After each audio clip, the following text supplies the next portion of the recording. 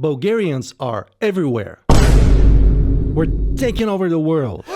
Well, maybe not the world, maybe just Hollywood. When you think of Hollywood movies, you're probably thinking of Americans, maybe Canadians, but actually some of the biggest Hollywood movies wouldn't exist if it wasn't for Bulgarians. I guarantee you that you have seen a movie with a Bulgarian in it, even if you don't know it.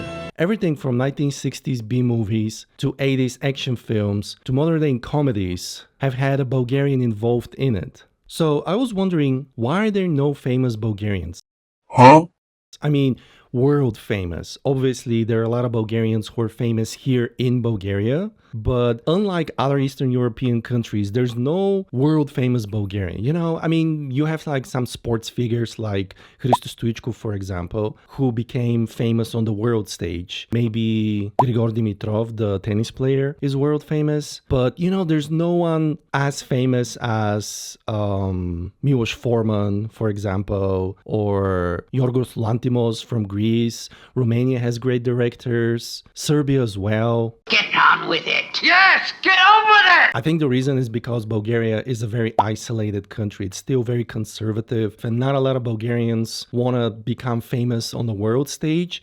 Most of our movies are made specifically for Bulgarian problems or Bulgarian topics. With that being said, there's still some Bulgarians that do become world famous. Of course, they have to star in really famous American movies, which is very hard to do. Obviously, Americans would get American actors or at least native English speakers like British, Canadian, Australian, etc. The most famous person right now, and I think it's a person that almost everyone knows, everyone has heard about, is Maria Bakalova, or Bakalova, as they say in Hollywood. She became famous in 2020 when she starred in Borat 2, Borat's subsequent movie film. Not only that she had a co-starring role, she played Borat's daughter, but she actually received the Oscar nomination for that role, which is the highest award that any Bulgarian has ever been nominated for. This is the first time that any actor from Bulgaria has been nominated for an Oscar. She didn't win, but nevertheless, her career took off from there,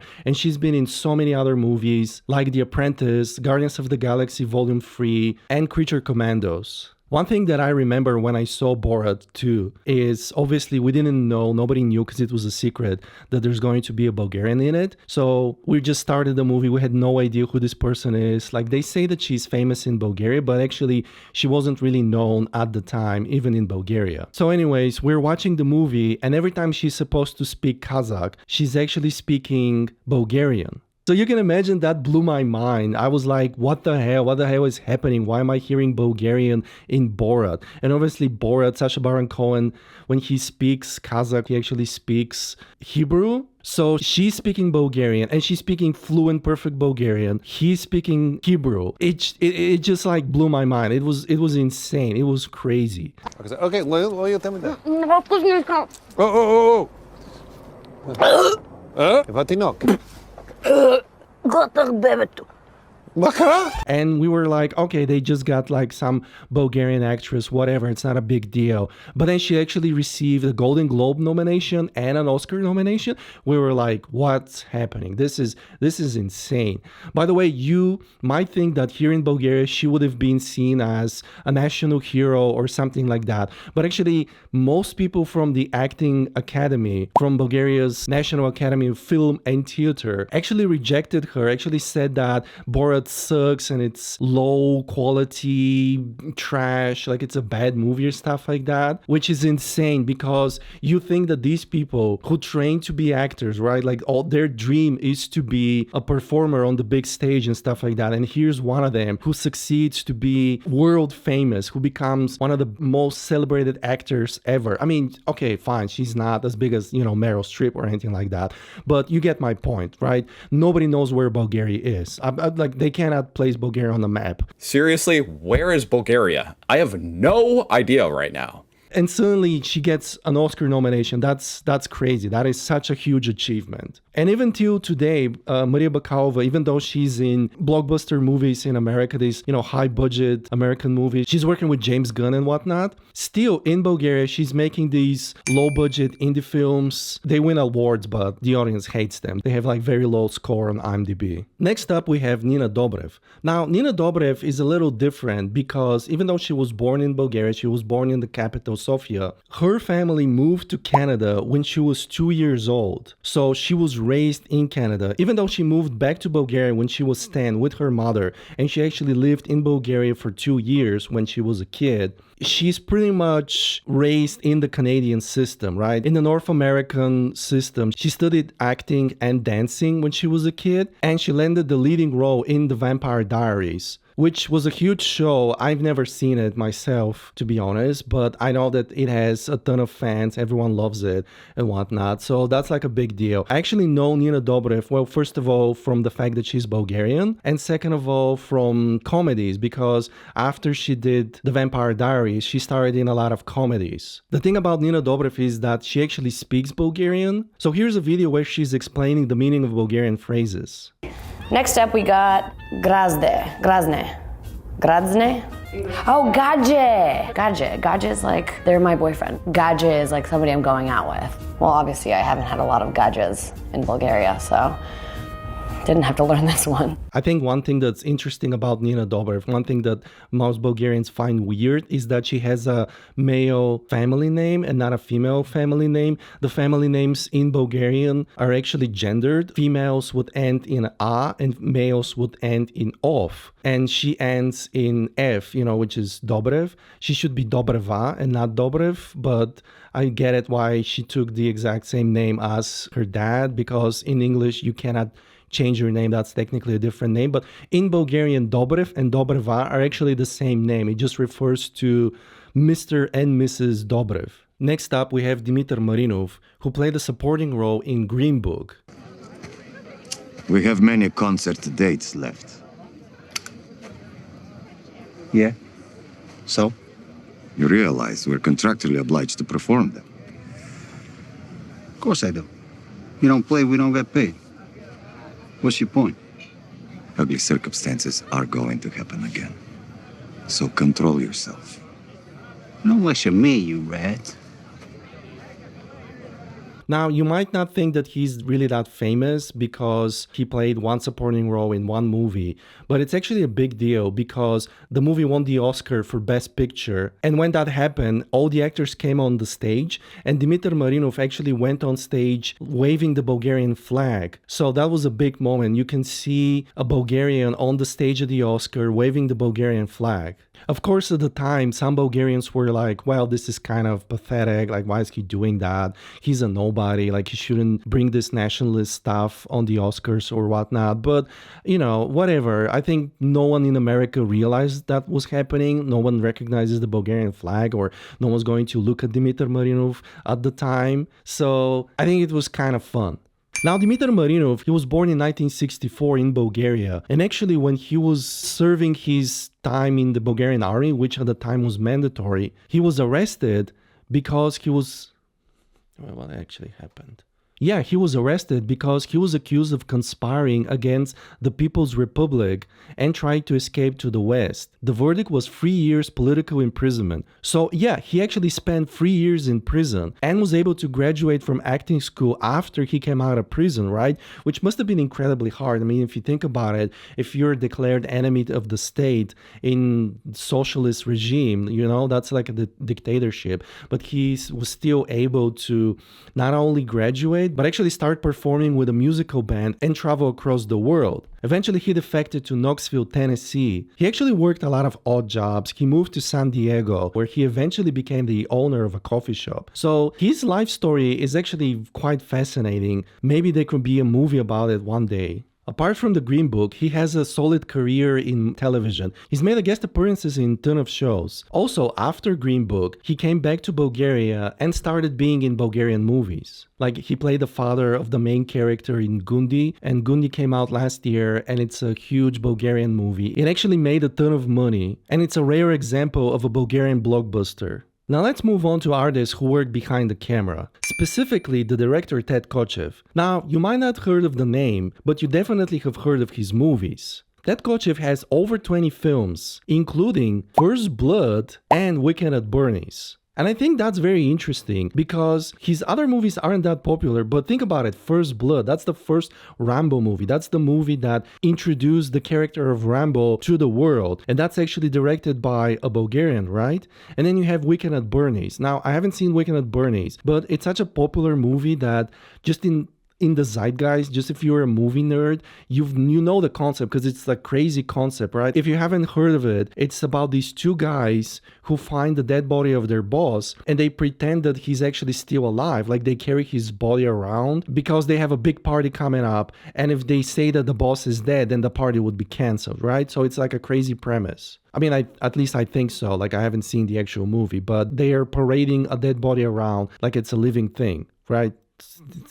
It's insane. Now, Ted Kotcheff himself wasn't born in Bulgaria. He was born in America, I think, or Canada? Let me check.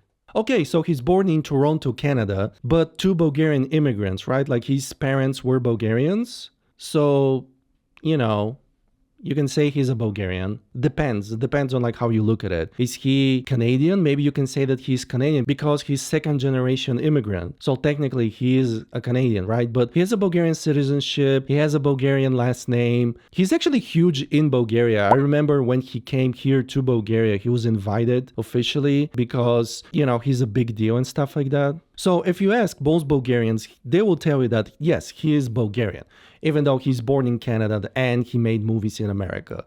But yeah, he's Bulgarian.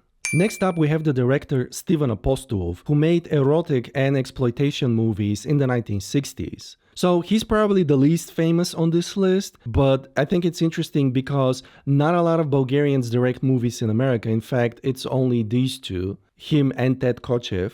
He actually wasn't famous in Bulgaria whilst he was still alive because he escaped from the communist regime, went to America, started making these low-budget erotic films. So nobody in Bulgaria cared about him, at least not the official government or anything like that. However, years after he passed, there was a documentary movie called Dad Made Dirty Movies. It's all about him, it detailed the story, and it was fascinating. Actually, Steven Apostolov's story is quite extraordinary. It kind of reminds me of Dimitar Marinov's story. Yeah, so we can see that in 1946, when he was only 17, he joined an underground guerrilla group that fought the newly established communist regime in Bulgaria. He was arrested and he was sent to jail for 18 months. And after he was released, he hopped on a ship from Finland, but was actually discovered in Turkey, where he was thrown in jail again because people thought that he was a Bulgarian spy. But after he was released from that jail, he actually moved to France and later to America, where he became an accountant for a film company. He actually became friends with one of the producers and told him his story. And the producer was like, "That is a crazy story. You should write a script and we should make it into a movie."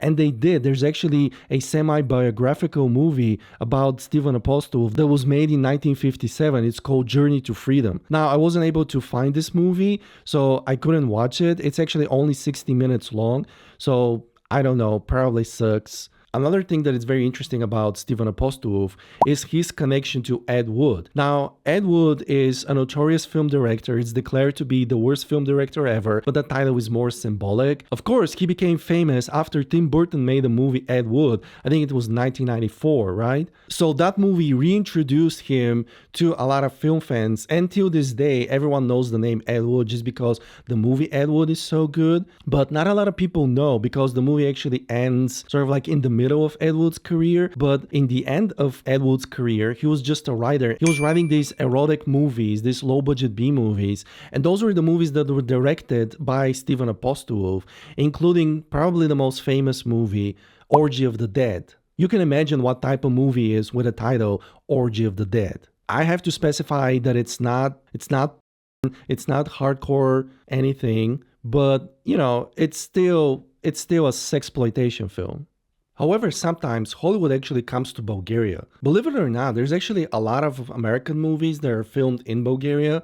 Now, that's not that surprising because most Hollywood productions are filmed outside of Hollywood. since it's too expensive to film there. And yeah, most American movies are filmed in like Prague or other Eastern European countries because they have that beautiful scenery and stuff like that. But actually, Nu Boyana Film Studio is one of the most important production hubs in Europe. Believe it or not, a lot of American movies are made here in Bulgaria. We have the Black Dahlia, which was made all the way back in 2006. That was a big deal because it was directed by Brian De Palma. It had a lot of famous American actors. Another huge American movie that it's actually made in Bulgaria is Expendables 2. Now that movie itself is one of my favorite movies because it's full of Bulgarian actors.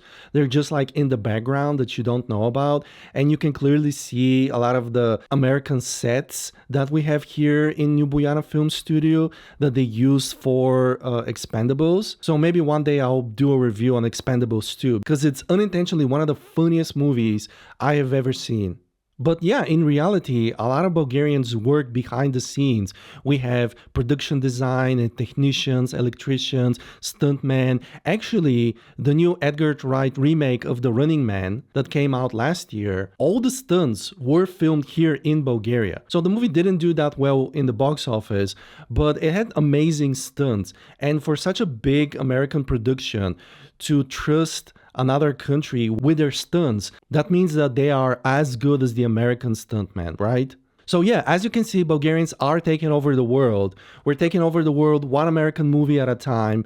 First, it was behind the scenes. We started with low-budget 60s movies. We moved to action movies in the 80s, and now we're like on the screen. We're actually the main character in a lot of these American movies. So I don't know, maybe one day you watch an American movie, you watch like a big Hollywood Marvel movie with like all the actors and stuff like that will be from Bulgaria, and every behind-the-scene person would, then their name would end in off.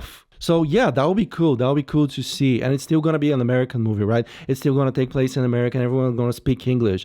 But like all the people, the cast and crew are just going to be Bulgarians. That's what I think. That's what I hope one day happens, right? Because if we Bulgarians cannot make American level movies or movies that are at least a little bit entertaining like the American movies, then hopefully we can move to America and make movies there. Well, that is all for today. Thank you for watching. Tell me if you've seen any of these movies that I've mentioned. Did you know that these people are Bulgarians? Do you even know where Bulgaria is? Please like the video and subscribe to the channel. And I'll see you next time. Peter out.